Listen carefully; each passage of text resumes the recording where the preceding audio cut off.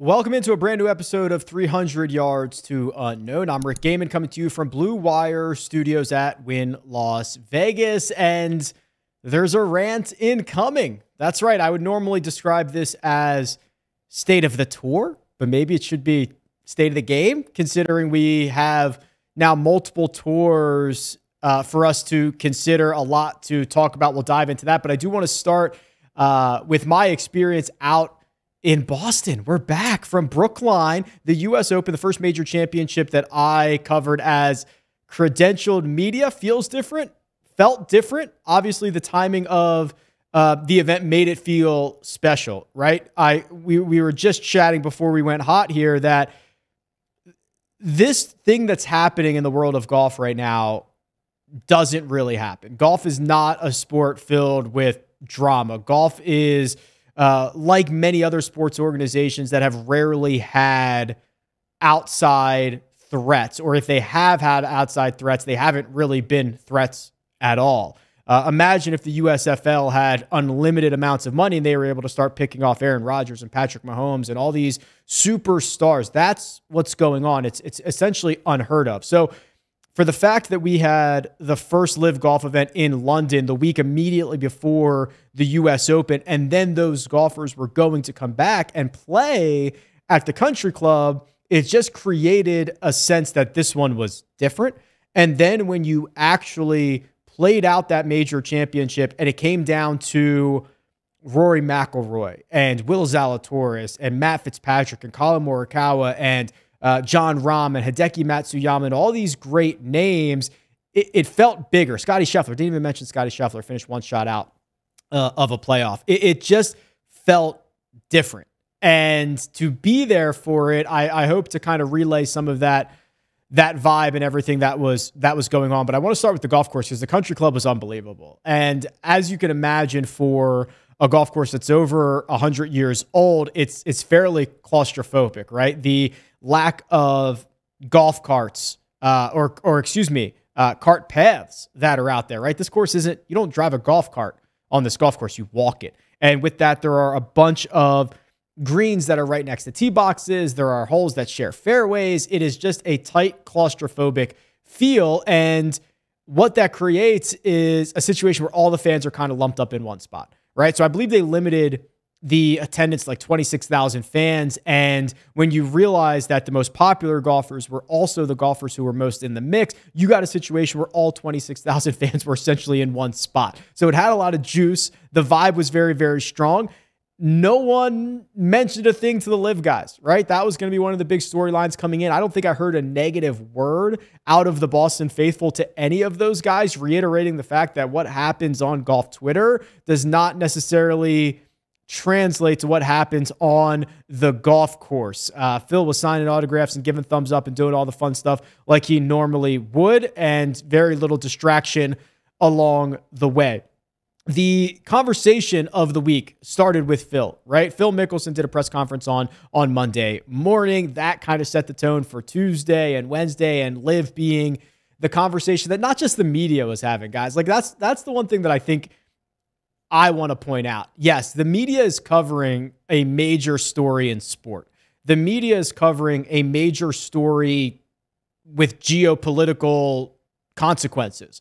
However, the players are talking about it too. It's all the players are talking about. It's all the agents are talking about. It's all the managers are talking about. It's all the caddies are talking about. It's all anyone is talking about. So yeah, when you hear the echo chamber of the media constantly asking these guys about LIV Golf, they're talking about it too. So don't let that fool you at any point.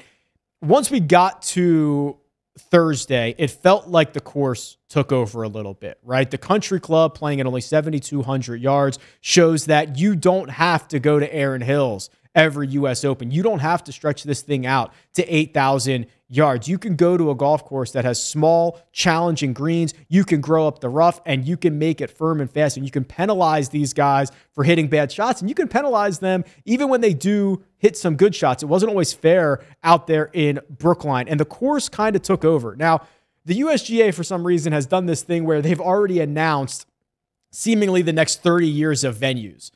So I don't know when the opportunity is that we're going to be able to get back to the country club, but a course that has given us a great major championship, of course, that has so much built-in history with the game and with the USGA. Like, it should be in the Rota. It should be back there. The infrastructure around Boston and around Brookline, not necessarily great. I know there were shuttles coming in from every corner. The media hotels, which we didn't stay at, but I think they were downtown. It wasn't particularly easy to get in and out of. It was a disaster with shutting roads down actually in Brookline. It was kind of a mess, but once you got on the golf course, it seemed to be much better, and it played to a unbelievable championship, which kind of goes back to the hottest golf take that I think I have, which is a lot of these events should be played without fans, right? It would make it easier to go to courses that we couldn't go to, not have to worry about infrastructure at a lot of these places, and you could just straight up play championship golf at championship caliber golf courses. I know there's a lot of other things that go along with not having fans, but I do think it would be interesting.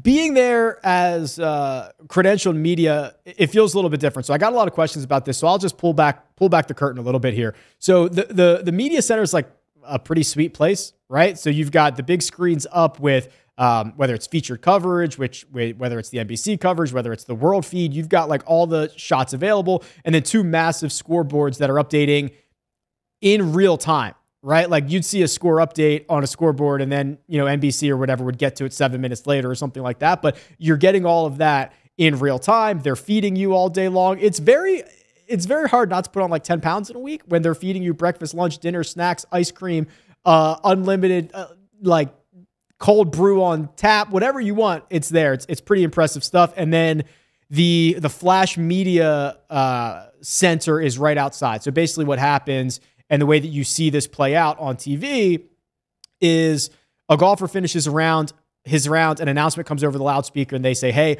Rory McIlroy will be in the Flash interview zone in 10 minutes. And then everybody goes out there, they ask them the questions, they come back in. That's the way media works. Player hospitality is a little bit different. If you have access to player hospitality, that's where family, friends, caddies, players, managers, agents, they go. A little bit swankier, a little bit nicer. You see the players hanging out in there after the rounds, a little bit of higher grade stuff over there with alcohol and food and all that. So they put on a really, really good show. But I think the biggest takeaway that I had was when you're in person, there are natural ebbs and flows that go through a golf tournament that you don't necessarily see on television, whether that doesn't fall into the storytelling aspect of it or it doesn't fall into the guys that they're showing you on television. But there is a natural like punch and counter punch, right? It's rare, especially at a major championship, where golfers are constantly going in one direction. Scotty Scheffler, I think it was on Saturday, maybe it was Friday, somebody can find out for me, where he, goes from 1 under par to 6 under par in a blink of an eye, and then back from 6 under to 1 under in another blink of an eye. Like there are just ebbs and flows to these golf tournaments that you see building more in person when you have access to the scoreboards, when you have access to watching these players go through their rounds, as opposed to just seeing the best shots that come onto the coverage, or you only really see bad shots from guys who are in the mix, right? If you're not in the mix and you hit a bad shot, you don't ever see it on television. Being there in person allows you to take that in and understand that this is not linear trajectory up and to the right or down and to the left. There's a lot of little ebbs and flows along the way. For me personally, it's crazy, right? I want to be at every major. I want to be at every event. I want to be out there. So the goal is, with CBS and the First Cut guys, we did live pods for the first time, which is crazy. We did it in person the first time we ever all got together in the same spot. Our goal would be to do that like 6 times a year. Maybe the major championships outside of the Open Championship, because I can't imagine CBS is going to be sending 5 or 6 of us to England or to the UK every single year. If they want to, that'd be great. But I think doing it at 3 major championships, maybe you throw in Riviera, maybe you throw in the Memorial, the Players, like these big time events would be awesome. And I think it provided a completely different level of insight that I hope came through on camera, on audio, however you were following along with everything. So an unbelievable experience. The conversation lingered on Matt Fitzpatrick for a bit, and now we are kind of back into LIV Golf conversation, which I hate to do, but I also get it, right? To go back to the sheer rarity of something like this happening in sport, especially golf, especially a polarizing situation in which a government gets involved in funding it. It's just a very rare occurrence. So we're back to talking with LIV Golf. So we've got Abraham Ancer, who announced withdrew before the U.S. Open, but announced that he's going to LIV Golf. Brooks Koepka on his way. Patrick Reed on his way. The second event in Portland will run opposite of the John Deere Classic. I don't know if that was strategic or not. I don't know if it was strategic for LIV Golf to go up against what is likely to be the weakest PGA Tour field of the season. It's kind of smart, right? Because I think you're going to have a situation where, when they went up against the RBC Canadian, is that what they went up against? Yeah, they had to have, right? So that was a situation where you've got Rory in the mix. You're back in Canada for the first time. It was such like a different feel of an event. No offense to the John Deere Classic, but they're not going to get a very good field, and they're going to have to battle against the eyeballs that are LIV Golf for at least the first 54 holes. Whether it was strategic or not, very, very interesting. Brooks Koepka will look like a fool and will laugh all the way to the bank. Both of those things seem to be true. The interviews that he gave at the U.S. Open were so over the top and outrageous that it was almost guaranteed that he was going to LIV Golf. Almost insulted that he was even being asked whether or not he would be making the defection over to LIV Golf, acting like this black cloud was being put over the U.S. Open just by being asked these questions. Well, Brooks, listen, it's the biggest story in sports, especially in our sport. Your brother has already played in it, and you've already told us you don't like regular PGA Tour events anyway.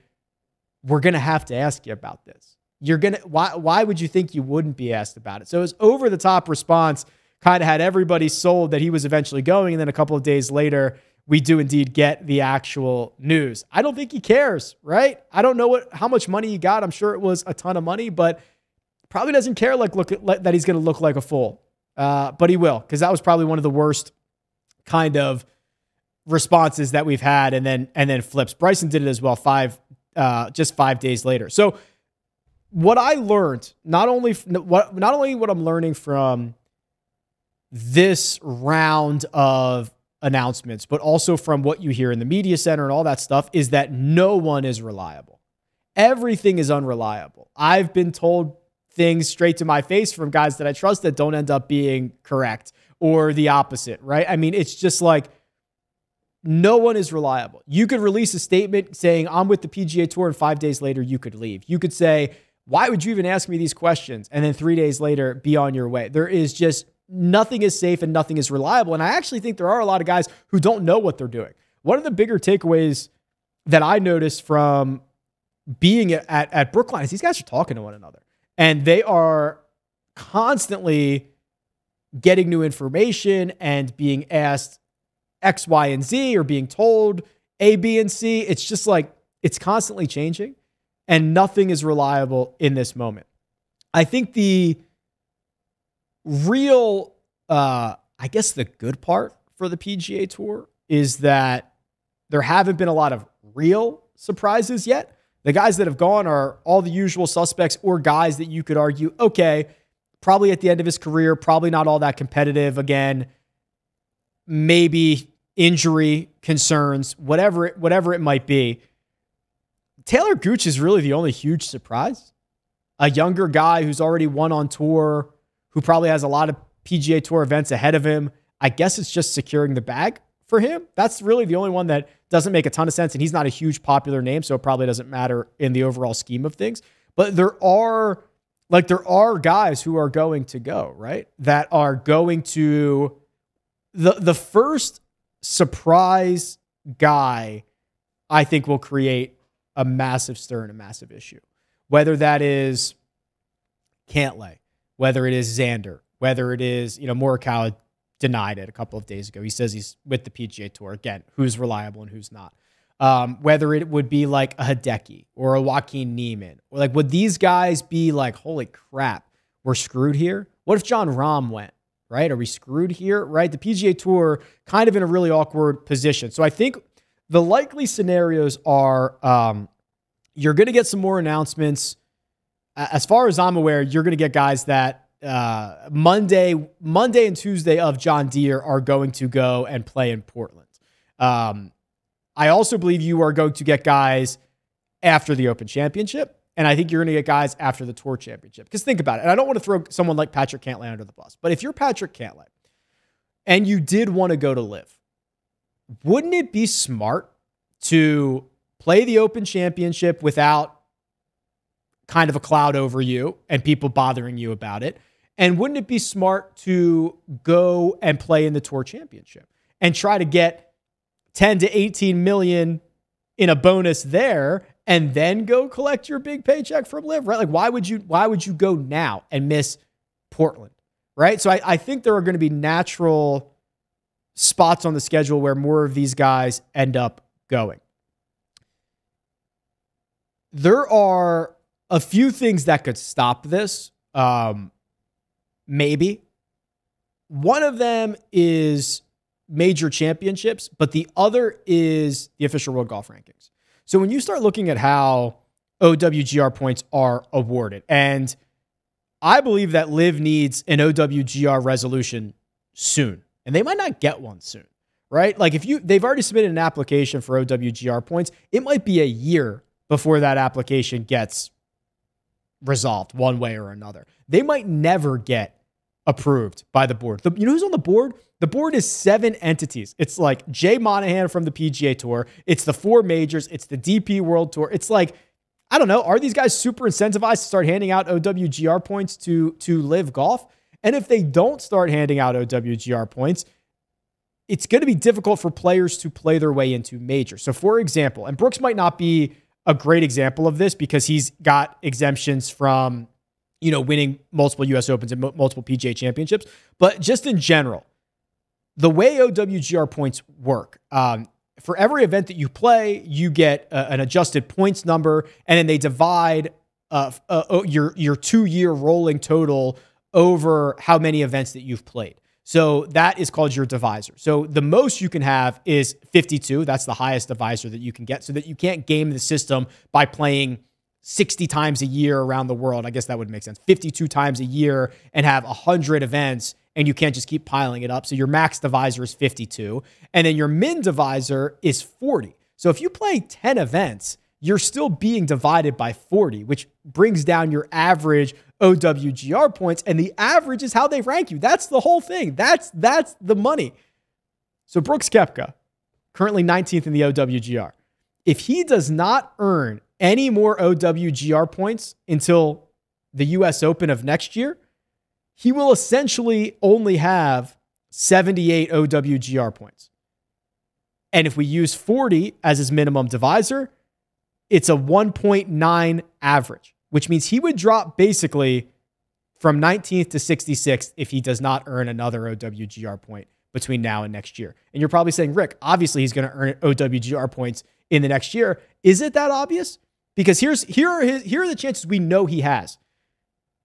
The Open Championship, the Masters, maybe, and maybe the PGA Championship next year. 3 events. He maybe has 3 events to earn OWGR points between now and next year's US Open. And we know he's going to be able to play the Open Championship. We don't know about his status for the Masters, and assuming he's in on qualification of past champion status at the PGA, he's in there. So maybe three cracks at it.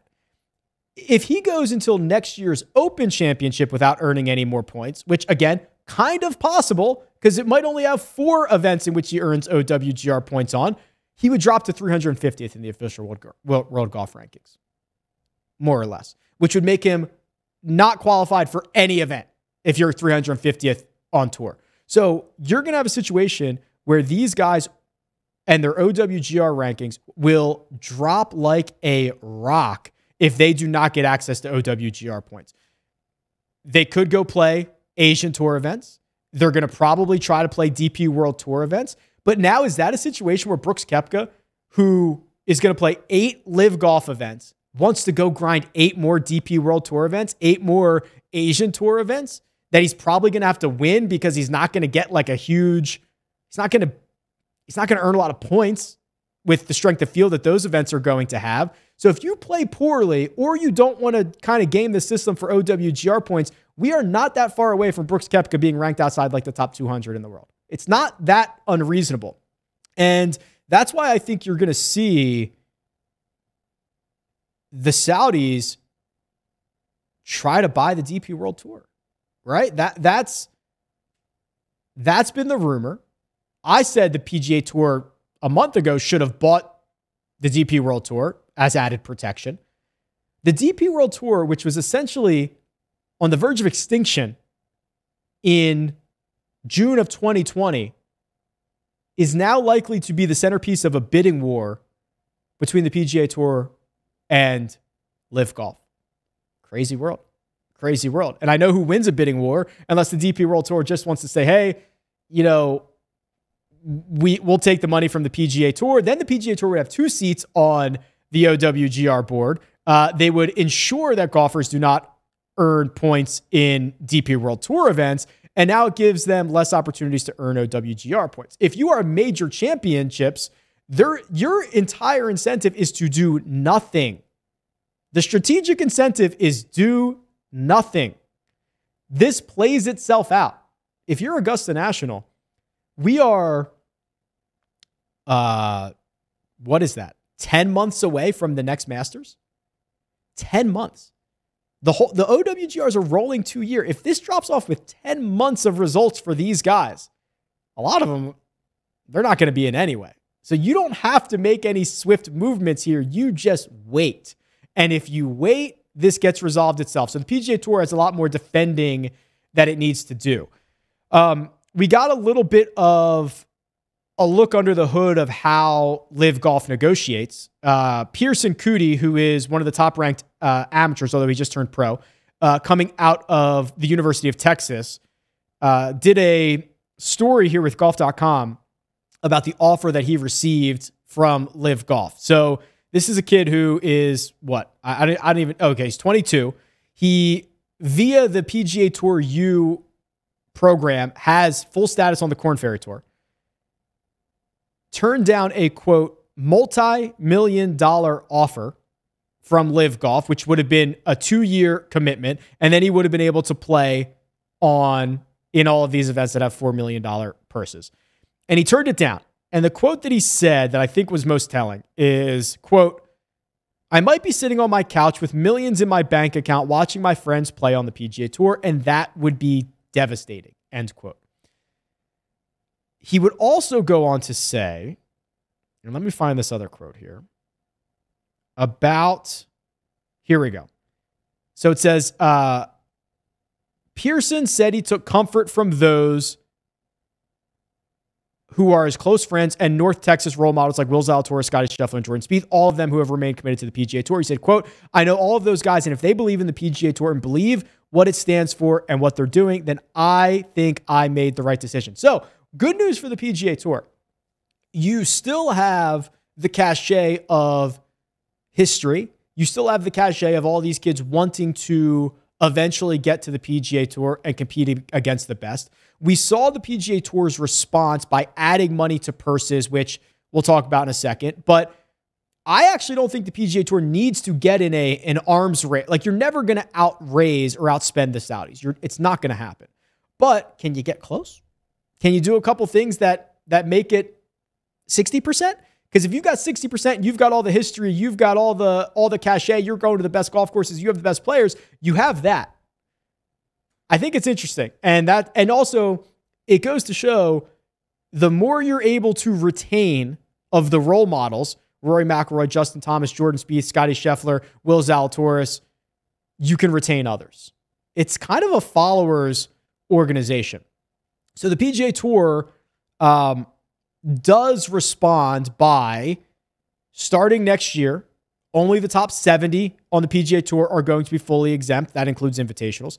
The first playoff event will go from 70, then down to 50, then down to 30 for the Tour Championship. They're adding 3 international no-cut limited field events in which the top 50 from the FedEx Cup and top performers from the fall are invited, so guaranteed funds there. They increased 8 different events with pretty significant purses. Tournament of Champions doubles, Genesis almost doubles up to 20 million, API 20, Match Play, Memorial, FedEx St. Jude, BMW Championship all up to 20 million, Players Championship 25 million So that's the close thing, right? If you're the PGA Tour and you have a purse that's $20 million and the LIV Golf Association has $25 million purses, you're close. You still haven't done the guaranteed payouts, but you got to assume they're slowing down from LIV Golf eventually. There's just no incentive for them to always be paying $100 million to golfer number 30, 50, 70 or whatever. It's just, there's no incentive to do that. So we're getting close here from the PGA Tour, and they're going back to the season just going over 1 year. There's not going to be like that wraparound season anymore, which is fine by me. Honestly, this is a little bit better than I thought they could do, or it's probably as good as I thought they could do. Jay Monahan has very limited resources and ability to do anything with a pen stroke, right? This is like trying to turn a battleship. There are so many agreements and partnerships and scheduling of events that go out years and years and years that it was going to be difficult to do anything massive quickly. I want the F1 model. I want 72 golfers in 12 teams of 6 that are competing both individually and as teams for 28 events a year, and 24 events plus 4 majors, and 24 events in which the purses are $30 million a piece. Something outrageous. Like, that's what I want. I want relegation. That's what I want. We were never going to get that overnight. Have we gotten closer? Maybe. I think that, the pros of this, more money, less tour cards available. No offense to, I don't even want to name anybody. John Houston, who played a PGA Tour event a couple of weeks ago, shouldn't be in these fields. The PGA Tour, if you think about it, it's really hard to lose your card. And why is it so hard to lose your card? Because it's a member-run organization. Why won't Congress put term limits or age limits on themselves? Because they make the rules. Why would the tour players vote and approve less tour cards? It's like when you move out of an apartment. I had this happen once. I moved out of an apartment. They do the check to see if you get your security deposit back. They bring in the carpet company to tell you if the carpet needs to be replaced. Spoiler alert, it does. It always does. Why would they say no to that? That's what we have here. So it's hard to get your tour players to agree to limiting the number of cards. But if you have a situation where Will Zalatoris, who has just been described as part of the reason that Pearson Coody stays with the PGA Tour, if you have a situation where Will Zalatoris cannot get his tour card, and if he had and earned as many points as guys that were like in the top 30 of the Tour Championship, and that guy can't get into your league, huge problem. Huge problem. So there are still, I mean, imagine any other sport in which you had, like Giannis stuck in the G League, and the NBA threw up their hands and said, well, nothing we can do until next year. He's going to have to play out in the G League, and then he'll be able to come in. He'll be able to come in next year. Insanity. So we've got to get into a situation where there's more turnover, there's more competition, and all that fun stuff. The cons of this, it doesn't really create a more exciting product, right? The full benefits of this aren't really realized until 2024. It's more golf, actually, for some of the top players if you add 3 new events and they're still kind of playing the same schedule. And it doesn't address the rest of the ecosystem. Jay Monahan is not going to be able to please everybody, right? If he adds a bunch of high-profile events, high-dollar events for the top players in the world, the Korn Ferry guys are like, what? Or the guys that are outside the top 70 are like, really? What about us? What about us in the ecosystem? If you cater to the entire ecosystem and to golfers 80 through 125, the top 20 guys who do all the legwork, do all the marketing, do everything for you are like, hey, what about me? Shouldn't I be guaranteed more? It's a good question. I think that there is a situation in which you're going to get guaranteed payouts for having a tour card. Even if it was $1 million, right? Like 70 golfers, $1 million. So now I've got all of that covers my expenses, my travel, gives me a little bit, like I've got a little bit of security. Now we go play for purses. I think that's in the future. I think it should be in the future. Why shouldn't it be? right? In any other sport, is it truly a meritocracy? And also, whether you like it or not, $1 million is not enough to be like, oh, this is no longer a meritocracy. Not when you're playing for multiples of that in every single event and when over, 24, 28, 48 events. So there is a situation where I think that's coming, and I think it should be coming. Maybe you slot it like draft purposes, right? Like a tour card. If you're the number one golfer in the FedEx Cup standings the year before, you already got your $18 million check, but maybe you should just get $5 million guaranteed. And then maybe number two should get 4.5 and then 4 million down to, and then guy 70 gets $1 million. I don't know. Somebody will be able to figure it out. But shouldn't they get guaranteed money? Shouldn't they kind of be obligated to stay here on tour, incentivized to stay here on tour, incentivized to play events? Yeah, I think they should be. Big question on where the money's coming from. That's always fun. Where's the money coming from for all these purse increases? As if Jay Monahan walked down to the safe in the basement and pulled out $60 million in cash. That didn't happen. It's basically PGA Tour reserves, and it's essentially them saying, we think we can cover this, right? They're going to sell sponsorships to 3 new International Series events. You're darn right. They're going to take on an official water bottle sponsor of the PGA Tour. They already have an official PDF reader app of the tour. It's Acrobat, in case you were wondering. Like, there's going to be 1 billion of those because they've got to pay for this. So it's not like they're snapping their fingers and coming up with money. There's going to have to be a business plan in place here. The other thing that I don't think they addressed is the fans, quite honestly. And I think the fans are like taking sides, right?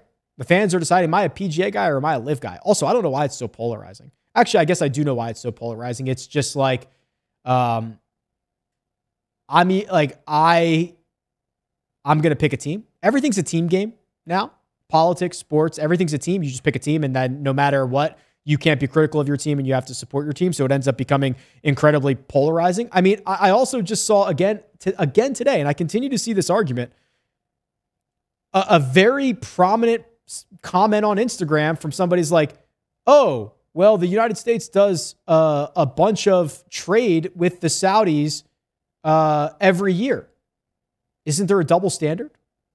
No, because the U.S. government doesn't run the PGA Tour. What are we doing, guys? I would have a problem if the U.S. government also used my tax money to fund a golf league or any sports organization. I would have a problem with that. PGA Tour is a private organization. It's a private business. No, there is no double standard when 2 governments do business with one another and you have a private business located in one of those countries. There is no double standard. So you get more fans draw in sponsors bring in money bring in golfers, money brings in security. It's a very easy thing to kind of figure out. I opened this up to Twitter comments and questions because I just didn't necessarily know what direction to continue to go in. This is a situation that is changing literally daily, literally almost hourly. Now, LIV Golf on Friday the 24th, had a full back page ad on the New York Times promoting LIV Golf, right? Normalizing it, trying to say, hey, we're part of this conversation now. The media blitz has begun. So it's changing constantly. I wanted to kind of get a feel for what some of the questions and concerns were. So I'm just going to try to roll through some of these and see if I can do a good job of answering them to the best of my ability. What's your approach to gambling on LIV? What are your thoughts on the huge gap between money and infrastructure in this startup league? Mind-blowing aspect. Yes, gambling on LIV, TBD. I think that there's going to be what books are going to offer this, right? I think DraftKings might have offered the London event, but I know a lot of these books, and I've spoken to a couple of these books that have partnerships with the PGA Tour. They're a little bit worried about offering LIV lines. Is DraftKings going to release a DFS contest for LIV? I don't know. I think that changes the conversation. So TBD on that, John. The huge gap between money and infrastructure in this startup league. I was kind of talking with Andy Lack about this a little bit earlier. There is no goal to be profitable in LIV Golf. It's impossible. They will never be profitable in golf. They've already spent hundreds of millions, if not $1 billion, and they've had one event. They will never be profitable in golf.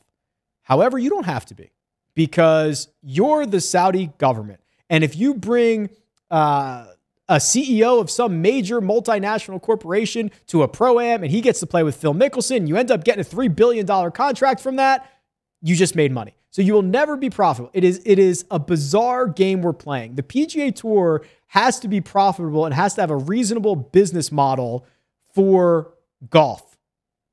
This league does not. Seth says, I'm curious what the Masters will say in regards to LIV. They're the big player that hasn't released any statement yet, and we probably won't hear anything at least until the beginning of next year. For sure, I don't think they're going to say anything. Quite honestly. I think the smart thing to do is wait. Time is in favor of Augusta National right now. 10 months away. You don't have to make any decisions for at least 6. And a lot of these guys, outside of your past champions, which you can continue to invite back because that's what it's been forever, are going to lose their way out. So I don't think you're going to have an issue with that. If you were an odds maker, this is pretty good. Austin says, if you were an odds maker setting the line for how many months or years that LIV is going to last, what is a fair number and what's your wager? So the fact that they signed Dustin Johnson for 4 years makes me think that's kind of the line here. And a lot of it will be determined on what other returns they get out of this. If this does not infiltrate a larger global media in a positive way, if it does not return a lot of other those secondary or tertiary returns from other CEOs or deals or contracts, I could see 4 years being the line. I would bet, and this is tough because it also kind of depends who they get. If they got Hideki, I think it could be a longer term play because I think that would open up a lot of different things. If they only ever get these old retired guys, 4 years might be a good line. Also, the thing with MBS, Mohammed bin Salman, I've spoken with people who have been around him and understand him way better than I ever will, obviously. He's like a 12-year-old with billions of dollars, hundreds of billions of dollars, right? Like if he ever just gets bored and wants to go do something else, this is over, right? There is also, in the same sense that there is no business plan, there's also no exit strategy. He could just be like, 22 events, that was fun. I got to travel around. I got to meet Phil. Let's go do something else. Let's go do a different sport. Let's go film the movies and television shows and whatever. So it's kind of interesting. Richie says, do you know what would happen if a player resigned from the LIV Tour and wants to come back to the PGA Tour? If LIV ceases to exist, I believe that the PGA Tour would welcome all of these guys back with open arms. Honestly, that's honestly what I think. Maybe disclose like, hey, you're now back, but you have a 6-month suspension, something like that. I just think that the PGA Tour, in the same way they don't have leverage for exit, they don't have leverage for entrance. I think that they would welcome a lot of these guys back with open arms. I imagine that if they, in the current state, if LIV continued to exist and they resigned and they wanted to come back, they might have to qualify again, right? Now, someone like Phil, who I don't know if he resigned or not, but he's got lifetime membership, that gets a little bit trickier. I generally think they could find a way to get back in. What do you think in retrospect the tour could have done to stop or prevent this, asked Nick? This is a great question. We knew this was coming for 18 months, and really all the PGA Tour did was add a couple $1 million to a couple of purses and create the PIP program. I think we were ahead. There were, even before LIV Golf existed, there were plenty of rumblings that the top players who do all the marketing, who pull in all the eyeballs, needed more. And whether that was, I thought we were headed towards guaranteed payments anyway, appearance fees. I thought we were headed towards something like that. They could have instituted this a long time ago. They could have instituted, I don't want to say a players union, but like if your PGA Tour card entitles you to $1 million and everything else, and limit the number of tour cards. And if you miss a cut, we're still going to give you a $10,000. Like I just thought there could have been other ways to handle this. You could have listened to your players, your top players, a little bit better here. and been prepared for this a long time ago. What do you think of LIV Golf in the Wall Street Journal? I thought it was the New York Times. I'm pretty sure it's the New York Times. I don't know who they're trying to, are they trying to appeal to the younger audience that whips out the New York Times every morning? Find that pretty hard to believe. I just think they're going to try to normalize all of this. What does the OWGR do? Likely, again, nothing. Everyone is kind of incentivized to do nothing.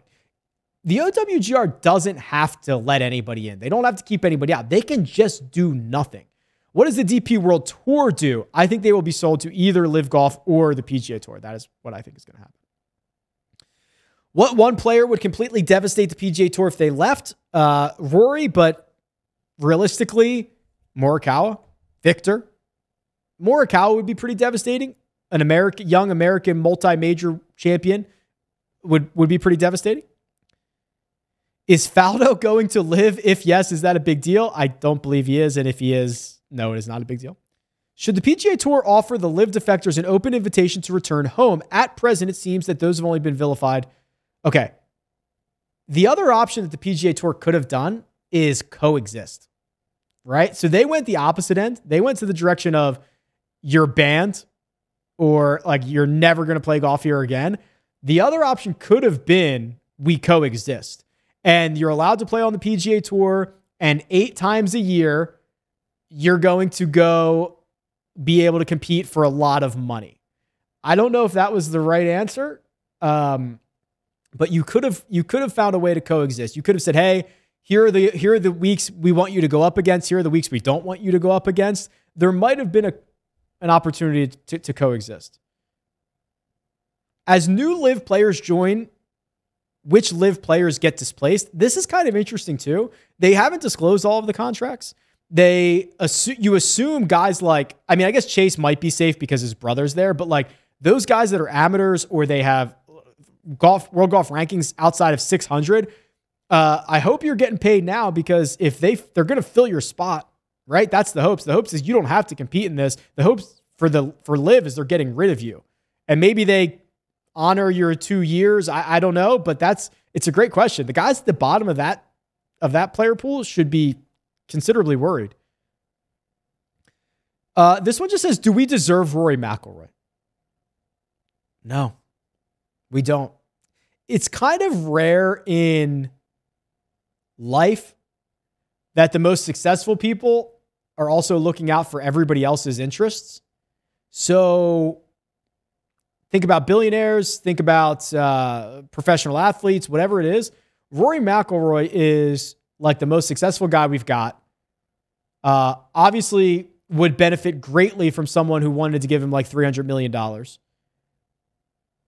Has not only played well, but has come out against us. Now, there's only one Rory, and there's only an opportunity for one Rory because he also got very lucky in all of this. You know, he came up prime as everybody was paying for the Tiger effect. He signed a massive deal with Nike. Nike exits equipment, so he gets to sign another massive deal with TaylorMade, plus every other thing that he's got going on. $300 million is probably something he's earned already in his career, if not a multiple of that. He's very lucky. Like, he's lucky to be able to be in this position to allow us to not deserve him. Regarding OWGR points for LIV, since there is no qualification for being on LIV other than a Greg Norman invite, pretty interesting, does this hurt their case for being awarded OWGR points? Yes. From my understanding, there's also 2 other things that are going to be an issue for them getting OWGR points. Number one is that they're 54-hole events. Generally speaking, OWGR would like these to be 72 events over 4 days instead of 54 over 3. And the other thing that I could not find, okay, I heard this in the media center from people that I trust that would be in the know, but I could not find any documentation of this. I believe the OWGR will only admit tours that have an average player field of 70 golfers. Now, the PGA Tour gets away with the smaller events in the Tour Championship because on average, because they have a lot that are 144, 150, they can get away with that. I am trying to find out more information. So if anybody has any more information, let me know. Serious question. If the money was coming from an angelic source, would there be any less condemnation? I do wonder whether the majority of people talking about the Saudi human rights laws think about them at Saudi rights laws, think about them at all other than when the rest of that sentence doesn't make any sense. That doesn't make sense. But if the money were coming from a more angelic source, I think the PGA Tour would kind of have a harder time defending this, right? They wouldn't get the support of some media outlets, and they wouldn't get support of some of the players who were able to write it off. I think like the PGL, which again, if you ask some people like, stockbrokers from Europe aren't any better than the Saudis, like you'd have that argument too. But I do think it would be a lot harder for the PGA Tour to defend. What team are you on? Or are you going to appear neutral? That comes from an account called LIV Golf Tracker. So I think we know what team they're on. I think I'm on team golf.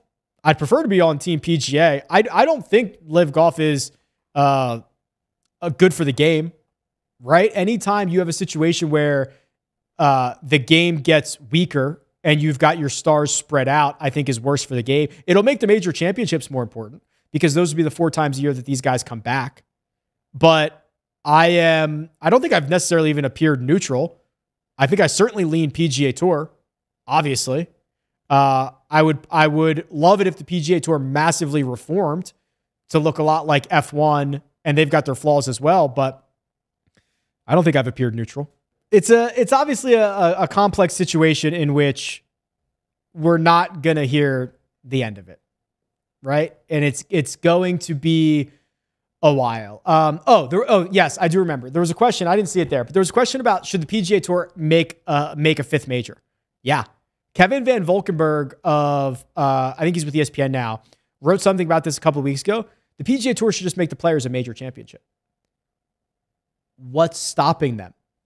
Who decides what the majors are is completely arbitrary. Just call it a major and say, yeah, there's now 5 majors, and just tell everybody to start talking about it. It'll work. There is no definition of a major championship. It's got one of the biggest purses in golf history. Call it a major. Everyone would eventually get on board with it. And now you control a major. And when you control a major, things are a little bit different. But they probably should have done that a while ago, because now they're realizing they don't have much leverage in this situation. Although I do think there are a lot of guys who, if you gave them $60 million or $40 million or 80 or 100 or 200 or whatever that number is, and said, yeah, you're also never going to be able to play in a major championship again, they probably won't care. So there is a percentage of people like that. Every day matters at this point. I think we are getting into a situation where there's going to be more guys that join the Portland field. I think there's going to be more announcements after the Open Championship. I think there's going to be more announcements after the Tour Championship. Then I think it'll die down a little bit. I think those are kind of the most natural spots. And for those who are willing and ready to go, that is when they will go. And that makes the most sense. So something that is going to continue to dominate our sport, whether you like it or not, but we'll continue to cover it and see which direction everything goes in. I think that'll do it. You can find me on Twitter. Probably tell me how wrong I am. That's fine. It's always welcome. At RickRunGood. You can leave a comment. Always good to hear from those. But for now, I'll say that this has been a brand new episode of 300 Yards to Unknown, and we'll catch you next time.